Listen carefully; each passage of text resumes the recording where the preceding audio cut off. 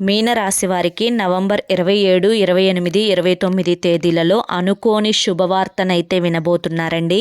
ఈ శుభవార్తను వదిలితే మాత్రం మీ కర్మే అని చెప్పుకోవచ్చు. అదే మీకు ఈ శుభవార్త దక్కింది అంటే కనుక నక్కతోక తొక్కినట్లే. మీనరాశి వారి కంటే ఈ వీడియో పడింది అంటే కనుక పరమేశ్వరుని అనుగ్రహం అండి. వీడియోని ఎక్కడా కూడా స్కిప్ చేయొద్దు, చివరి వరకు చూసే ప్రయత్నం చేయండి. అప్పుడే మీకు పూర్తి వివరాలు అనేవి తెలుస్తాయి. ఇక ఆలస్యం చేయకుండా వీడియోలోకి అయితే వెళ్ళిపోదాము. వీడియోలోకి వెళ్లే ముందు ఒక చిన్న రిక్వెస్ట్ అండి. మొదటిసారి మన ఛానల్లోకి వచ్చినట్లయితే ఖచ్చితంగా కింద కామెంట్ సెక్షన్లో ఓం నమ శివాయ అని చెప్పి కామెంట్ చేయండి. ఈ వీడియోకి ఒక లైక్ ఇవ్వండి, హైప్ ఇవ్వండి. వీడియోలోకి వెళ్లే ముందు చాలామంది కూడా చెప్పుకోలేనటువంటి సమస్యలతోటి సతమతమైపోతూ వాటిని ఎలా తీర్చుకోవాలో తెలియక ఇబ్బంది పడిపోతూ ఉంటున్నారు. అటువంటి వారి కోసం శ్రీ పోలేరమ్మ తల్లి ఆశీస్సులతో జ్యోతిష్యం చెప్పబడును, జాతకం చెప్పబడును.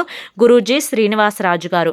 Phone number 8555006485. మీరు ఎటువంటి సమస్యలతోటి బాధపడుతున్న, ప్రేమ, పెళ్లి, ఉద్యోగం, రాజకీయం, సంతానం లేక ఇబ్బంది పడుతున్న, భార్యాభర్తల మధ్య గొడవలున్న, అప్పుల సమస్యలున్న, శత్రువుల సమస్యలున్న, అవేంటో మీరు గురువుగారికి చెప్పినట్లయితే వాటికి తగిన పూజలు చేసి గురువుగారు మీకు రోజులలోనే పరిష్కారాన్ని చూపిస్తారు.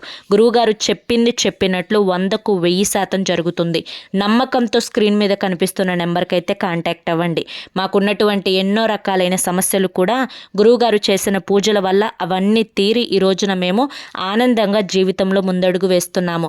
అలాగే మీ జీవితాలలో కూడా సంతోషాలు రావాలి అన్నా, ఆనందాలు రావాలి అన్నా కానీ ఈ నెంబర్కి అయితే వెంటనే కాంటాక్ట్ అవ్వండి.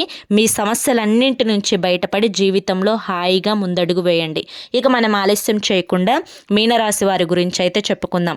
మీనరాశి వారిని మనం వ్యక్తిగతంగా ఇప్పుడు ప్రస్తుత కాలంలో గమనించుకున్నట్లయితే కొంచెం మానసికంగా ఇబ్బందులు పడుతూ, కొంచెం టెన్షన్గా, ఎవరిని నమ్మాలో ఎవరిని నమ్మకూడదో తెలియని పరిస్థితులలో ఒక అడుగు ముందుకు వేస్తే ఏమవుతుందో, అడుగు వెనక్కి వేస్తే ఏమవుతుందో అన్నట్లుగా ఒక అయోమయ స్థితిలో ఉన్నారు అని కూడా చెప్పుకోవచ్చు. ముఖ్యంగా వీరు వ్యక్తిగతంగా చాలా అంటే చాలా మంచివారండి. ఎదుటి వారికి హాని చేయాలి అని కానీ, ఎదుటి వారికి ఆపదలు తీసుకురావాలి అని కానీ, ఎదుటి వారిని సూటిపోటి మాటలతో హింసించాలి అని కానీ వీరికి అసలు ఆ ఆలోచన తత్వమే ఉండదు. అంతేకాకుండా ఆ మాట తీరు కూడా ముందుగా వీరికి చేత కాదు. ఎదుటి వారితో చాలా పద్ధతిగా మాట్లాడతారు. కానీ లేని మాట కనుక ఉంది అని చెప్పి ఎవరినైనా అంటే కనుక, అంటే ఏ పనైనా వాళ్ళు చేయకుండా మీరే చేశారు అని చెప్పి ఏదైనా ఒక నింద వారి మీద వేస్తే కనుక ఒక పులిలాగా గాండ్రించే మనస్తత్వం మీనరాశి వారిది. చిన్నతనం నుంచి కూడా ఎన్నో రకాలైన కష్టాలను, బాధలను, సమస్యలను చూశారు.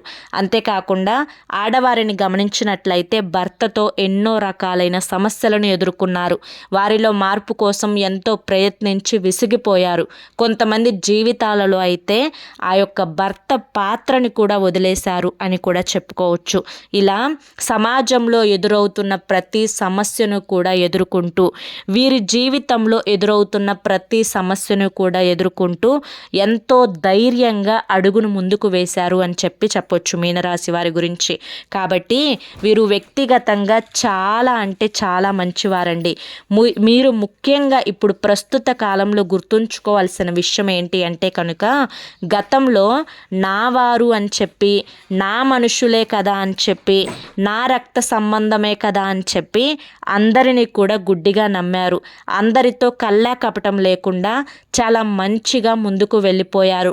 అనవసరంగా మీ దగ్గర ఉన్న రూపాయిని కానీ, మీ దగ్గర ఉన్న ప్రాపర్టీని కానీ వారికి అంకితం చేశారు. దానివల్ల ఎన్నో రకాలైన సమస్యలను ఇప్పుడు ప్రస్తుత కాలంలో ఎదుర్కొంటూ ఉన్నారు. నా వారు, నా పిల్లలు, నా బిడ్డలు నన్ను చూసుకుంటారు అని చెప్పి అనుకొని కొంతమంది బిడ్డల దగ్గర, నేను ఇక్కడ అందరూ అని కూడా చెప్పనండి, కొంతమంది ఉంటారు కదా, కానీ మీనరాశి వారిలో 100లో 50% మంది ఇలా మోసపోయి ఒంటరిగా మిగిలిపోయిన వారు కూడా చాలామంది ఉన్నారనమాట. కాబట్టి ఇప్పుడైనా కానీ కొంచెం మేల్కొనండి. ఎవరితో ఏ విధంగా మాట్లాడాలి, ఎలా ప్రవర్తించాలి, మేము ఇన్ని కష్టాలు పడ్డాము, ఇన్ని బాధలు పడ్డాం కదా, ఎవరి యొక్క వ్యక్తిత్వం ఏ విధంగా ఉంటుంది, ఎవరి యొక్క మనస్తత్వం అనేది ఎలా ముందుకు వెళ్తుంది, ఎవరితో మనం ఎలా నడుచుకుంటే వారి యొక్క ఎత్తుగడలకి మనం ముందుగానే తప్పించుకోవచ్చు, ఇవన్నీ కూడా తెలుసుకుంటే మీ లైఫ్ అనేది అంటే గతంలో పడిన ఇబ్బందులు అనేవి ప్రస్తుత కాలంలో పడకుండా చాలా వరకు కూడా జాగ్రత్త పడవచ్చు అనమాట. కాబట్టి ఈ విషయాన్ని మీరు గుర్తుంచుకొని మనుషులను అంచనా వేసి దాన్ని బట్టి మీ యొక్క మాట తీరును, మీ యొక్క పనితీరును మార్చుకొని మీ దగ్గర ఉన్న ₹1 అయినా కానీ జాగ్రత్త చేసుకునే ప్రయత్నం అయితే చేయండి. ఇక ముఖ్యంగా ఇప్పుడు మీకు ప్రస్తుత కాలంలో ఒక అనుకోని శుభవార్త అయితే వినబోతున్నారు. ఆ శుభవార్త వినడం వల్ల మీ జీవితంలో దాదాపుగా 100లో 95% బాధలు అనేవి తగ్గిపోతాయన్నమాట. ఎందుకు అంటే కనుక మీకు జీవితంలో ఎక్కువగా డబ్బు గురించే ఆందోళన ఉంటుంది. చాలా వరకు శారీరక సమస్యలు ఉన్నాయి, మానసిక బాధలు ఉన్నాయి, కుటుంబ కలహాలు ఉన్నాయి, రక్త సంబంధికుల వల్ల మధ్య జరిగే గొడవల తాలూకు ఇబ్బందులు కూడా ఉన్నాయి. అయినప్పటికీ కూడాను చేతిలో ధనం లేక చాలా వరకు కూడా ఇబ్బందులు పడుతున్నారు అని చెప్పొచ్చు. కాబట్టి లక్ష్మీ కటాక్షం అనేది మీకు లభించబోతుందన్నమాట. ఏదైతే మీరు చేస్తున్న వృత్తి ఉందో లేదా మీకు ఏవైతే ప్రాపర్టీ ఉందో ఆ ప్రాపర్టీ అనేది చాలా వరకు కూడా మీరు ఊహించిన దానికంటే ఎక్కువ రేటు పలకబోతుంది. అదేవిధంగా మీరు చేస్తున్న పనుల యందు కూడా మీకు రూపాయి పెట్టుబడి పెట్టిన దగ్గర ₹10 లాభం అనేది రాబోతుందన్నమాట. కాబట్టి దాని యందు కాస్తంత శ్రద్ధను పెట్టండి. ఏదైతే ప్రాపర్టీ ఉందో ఇక రాదులే, మా వల్ల కాదులే, దీన్ని మనం అంటే అమ్మలేములే అని చెప్పి నిరుత్సాహపడకుండా కాస్తంత ఒక అడుగు ముందుకు వేసి దానికోసం ఎంతమందిని కలవాలి, ఎవరిని సంప్రదించాలి, ఎలా చేస్తే మీ పని అవుతుందా అని చెప్పి 100% ఎఫర్ట్స్ కనుక పెట్టగలిగితే అది మీరు ఊహించిన దానికంటే ఎక్కువ లాభంతో అమ్ముడుపోతుంది. అదేవిధంగా మీరు చేస్తున్న వృత్తి యందు కూడా మీరు అంతే ఎఫర్ట్స్ పెట్టగలిగితే మీరు ఊహించిన దానికంటే కూడా ఎక్కువ ధనం అనేది మీకు రాబోతుందన్నమాట. కాబట్టి ఎక్కడా కూడా మీకు ఇప్పుడు ప్రస్తుత కాలంలో నిర్లక్ష్య ధోరణి అనేది పనికిరాదు. చాలా వరకు కూడా ఒక అడుగు ఆచితూచి వేయండి. తప్పటడుగు వేశారు అంటే మాత్రం మీ కర్మే అని చెప్తాను నేను. ఎందుకంటే లక్ష్మీదేవి ఒక్కసారి తలుపు తడుతుంది. ఆ తలుపు తట్టినప్పుడు మనం అలర్ట్గా ఉండాలి. ఏ దారి నుంచి వస్తుందో మనకి తెలియదు. ఆ దారిలో అంటే ప్రతి దారిలో మీకు ఏవైతే ఆ యొక్క ధనం వచ్చే దారులు ఉన్నాయో ప్రతి దారిలో కూడా మీరు అలర్ట్గా ఉండి ఆ వచ్చే రూపాయిని వదులుకోకుండా ఉన్నట్లయితే కనుక నక్క తోక తొక్కినట్లే అని నేను చెప్తాను. ఎందుకు అంటే చాలా వరకు సమస్యలు తగ్గిపోతాయండి మీ జీవితంలో. ఎన్నో రకాలైన ఇబ్బందులు ఇప్పుడు పడుతున్నారు అంటే దానికి కారణం డబ్బే. ఆ డబ్బు వల్ల ఇబ్బందులు అనేవి చాలా వరకు కూడా తగ్గిపోతాయి. కాబట్టి దక్కించుకునే ప్రయత్నం చేస్తే మాత్రం నక్క తోక తొక్కినట్లే గుర్తుంచుకోండి. మీకంటే అదృష్టవంతులు ఇంకొకరు ఉండరు. చాలామంది మీన రాశి వారు అనుకుంటూ ఉంటారు, మా జీవితాల్లో కూడా అదృష్టాలు వస్తాయా, మాకంత రాత కూడా ఉందా అని చెప్పి అనుకుంటారు. కానీ ఊహించని మలుపు తిరుగుతుంది మీ జీవితం ఈ కొత్త సంవత్సరం నుంచి కూడాను. కాబట్టి మీరు అనుకున్నవన్నీ కూడా జరుగుతాయి. ఎందులో కూడా అధైర్యపడొద్దు. ఇప్పటి వరకు ఎలా ధైర్యంగా ఉన్నారో ఇకపై కూడా అలాగే ధైర్యంగా ఉండండి. ఏదైనా కూడా మీరు సాధించగలుగుతారు. ఎక్కడా కూడా ఆ పట్టుదలని కానీ ఆ కసిని కానీ వదలొద్దు, గుర్తుంచుకోండి. ఇక ముఖ్యంగా ఈ 3 రోజుల విషయానికి వస్తే ఈ 3 రోజులు కూడా మీకు వృత్తిపరంగా, ఉద్యోగపరంగా, వ్యాపార పరంగా, చిన్న పెద్ద బిజినెస్ల పరంగా, రాజకీయ రంగంలో ఉన్నవారికి కానీ, రియల్ ఎస్టేట్ వారికి కానీ, సినీ రంగ పరిశ్రమల్లో ఉన్నవారికి కానీ, విద్యా వైద్య రంగంలో ఉన్నవారికి కానీ, ఎటువంటి పనులు చేసేవారికి కానీ కష్టపడితే ఊహించిన దానికంటే ఆదాయం రాబోతోంది. కష్టపడండి. విద్యార్థులకి కూడా చాలా అనుకూలంగా ఉంది. విద్యార్థులు కూడా ఎక్కడ చదువుని నిర్లక్ష్యం చేయొద్దు. మీకు ఇది అనుకూలమైన సమయం. మీరు ఎంత కష్టపడతారో అంత అడుగు ముందుకు వేయగలుగుతారు, అంత కూడా మీరు సాధించగలుగుతారనమాట. పట్టుదల మాత్రం వదలకండి. ఇక లవర్స్ ఎవరైతే ఉన్నారో కొంచెం మిస్అండర్స్టాండింగ్స్ వచ్చే అవకాశం అయితే ఉంటుంది. కొంచెం కోపాన్ని ఆవేశాన్ని తగ్గించుకోండి. ఒకరు పెద్దగా అరిచినప్పుడు ఒకరు సైలెంట్ అయిపోండి. దానివల్ల బంధం నిలబడగలిగే అవకాశం అయితే ఉంటుంది. ఇదే భార్యాభర్తల మధ్య కూడా వర్తిస్తుందన్నమాట. ఎందుకు అంటే కనుక మీనరాశి వారు ఆల్రెడీ పెళ్ళైన వాళ్ళని చూసుకుంటే చాలా వరకు ట్రబుల్స్ అనుభవించారు లైఫ్ పార్ట్నర్ వల్ల.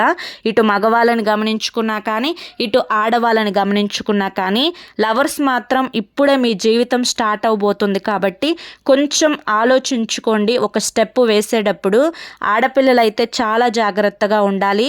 ఎక్కడా కూడా ఎవరిని కూడా గుడ్డిగా నమ్మి మోసపోవద్దు. మళ్ళీ చెప్తున్నాను. ఇక అంతేకాకుండా ఈ 3 రోజుల్లో మీకు చిన్న చిన్న ప్రయాణాలు తగిలే అవకాశం ఉంది. కొంచెం ఫంక్షన్స్కి పెళ్ళిళ్ళకి అటెండ్ అవుతారు, బంధుమిత్రులను కలుస్తారు. బంధుమిత్రుల కలయిక అనేది మీకు కాస్త సంతోషాన్ని ఇస్తుంది అని చెప్పుకోవచ్చు. కాస్త అతి ఆలోచన తగ్గించుకోండి. ఎవరైతే మీ మీద ప్రేమను చూపిస్తున్నారో శ్రద్ధను చూపిస్తున్నారో వారి గురించి ఆలోచించండి. లేని ప్రేమ కోసం ఆరాట పడవద్దు. ఎవరైతే పట్టించుకోవడం లేదో, ఎవరి మాట దురుసుగా ఉండి మీ మనసును నొప్పిస్తుందో అటువంటి వారికి ఎంత దూరంగా ఉంటే అంత మనశ్శాంతిగా ఉండగలుగుతారు. ఇప్పటికైనా కానీ మీ గురించి ఆలోచించుకొని మీ స్వార్థాన్ని మీరు చూసుకునే ప్రయత్నం చేయండి. అలా చూడటం అలా చేయడం ఏమాత్రం కూడా తప్పు కాదు. ఎందుకు అంటే ఇప్పటి వరకు కూడా ఒక కొవ్వొత్తిలాగా కరిగిపోతూ పక్కవారికి వెలుగునిచ్చారు. కానీ ఇక నుంచి మీరు అలా కాలిపోకుండా మీకు మీరు వెలుగుని ధైర్యాన్ని ఇచ్చుకునే ప్రయత్నం చేయగలిగితేనే మీరు మనశ్శాంతిగా ఉండగలుగుతారు. మీ యొక్క ఆనందం కోసం, సంతోషం కోసం, ఆరోగ్యం కోసం, మీరు సంపాదించుకునే రూపాయి కోసం, మీ దగ్గర ఉన్న రూపాయిని నిలబెట్టుకోవడం కోసం మీరు జాగ్రత్త పడండి. లేనిపోని అతి ఆలోచనలు పెట్టుకోవద్దు. ఎవరి గురించి కూడా ఆలోచించి బాధపడవద్దు. మీది ఏదైనా కానీ సాధించాలి అన్నా లేదంటే ఏదైనా దక్కించుకోవాలి అన్నా ప్రతిదీ మీ చేతుల్లోనే అవకాశం ఉంది.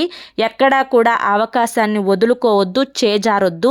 మాటలు మాట్లాడేటప్పుడు జాగ్రత్తగా ఆలోచించి మాట్లాడండి. ఎదుటి వారు అనేది మీ మాటలు లెక్క చేయనప్పుడు అక్కడ ఎప్పుడూ కూడా మీరు నోరు తెరవద్దు. విలువ ఇవ్వని చోటికి వెళ్ళొద్దు. మీరు ఎంత తెలివిగా ప్రవర్తించగలిగితే మీ జీవితం ఇక నుంచి అంత అద్భుతంగా ఉండబోతోంది.